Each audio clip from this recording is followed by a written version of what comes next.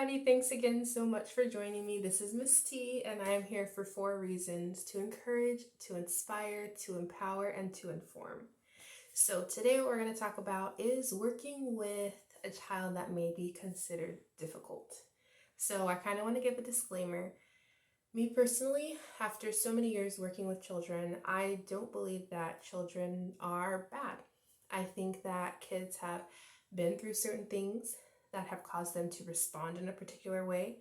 I think that what we that are in charge of that child do and how we respond can greatly impact the response that we receive from that child as well.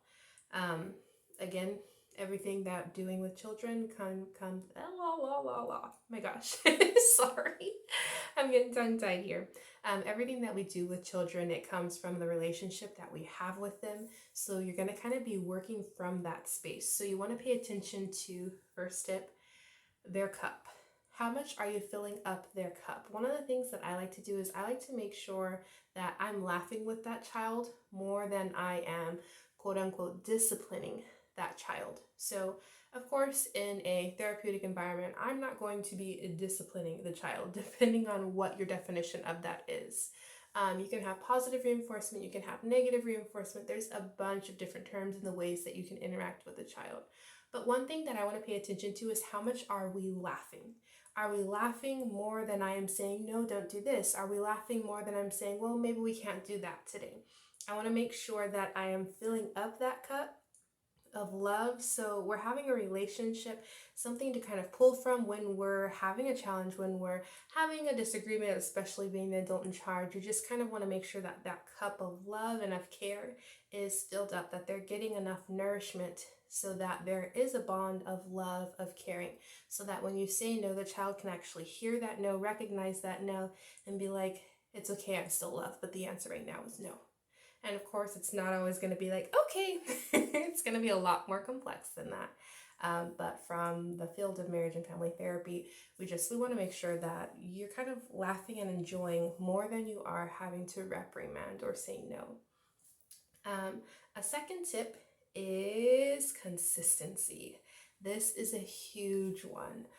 Especially having worked with children in the school districts, one of the things that I had to make sure that I was doing is I was being consistent. So if it was no for one child on a specific thing for that certain reason that applies to all of the kids, then it's going to have to be no all the way across the board. I can't say yes 1 second, then change my mind and be like, no, never mind, I said no.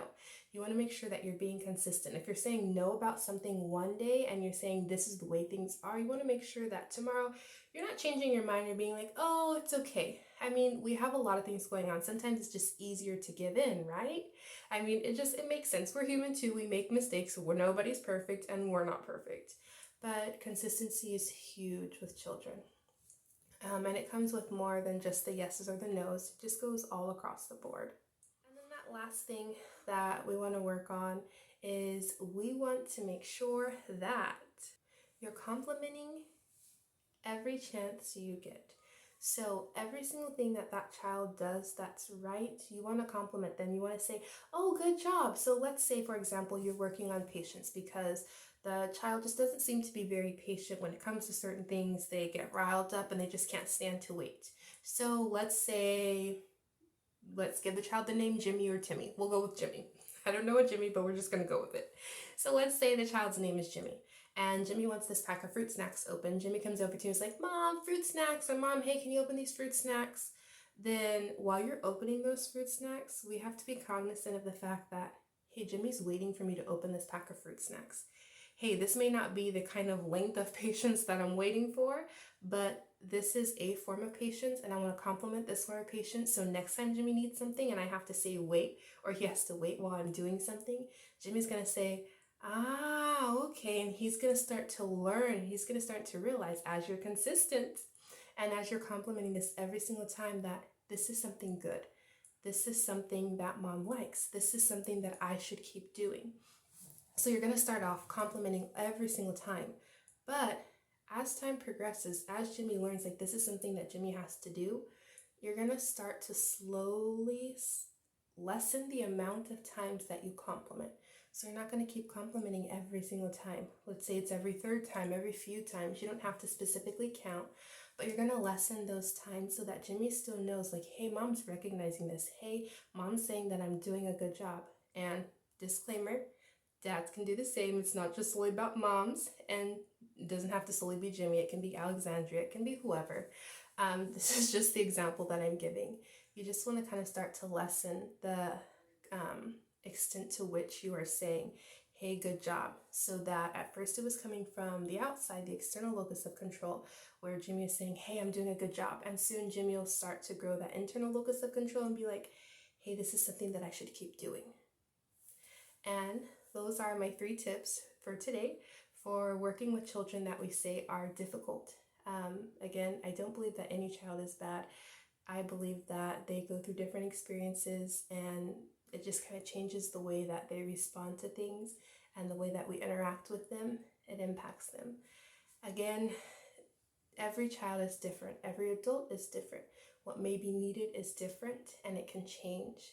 But these are just some of the ways that we can begin to work with children in a way that's useful and that's helpful, that I've seen through working in the classroom, that I've seen through working with children in marriage and family therapy, which includes working with just children as individuals and working with children with their parents.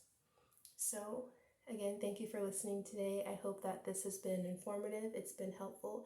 It's been encouraging to know that you don't have to give up, that you can keep going, that there are further options for you to be able to work with your, I like to call them itty bitties, to be able to work with your kids. And of course, it depends on the age group, the age range, for how you have to kind of adapt this to be able to be functional when working with your kiddo. And I hope you have a blessed and wonderfully amazing day. God loves you.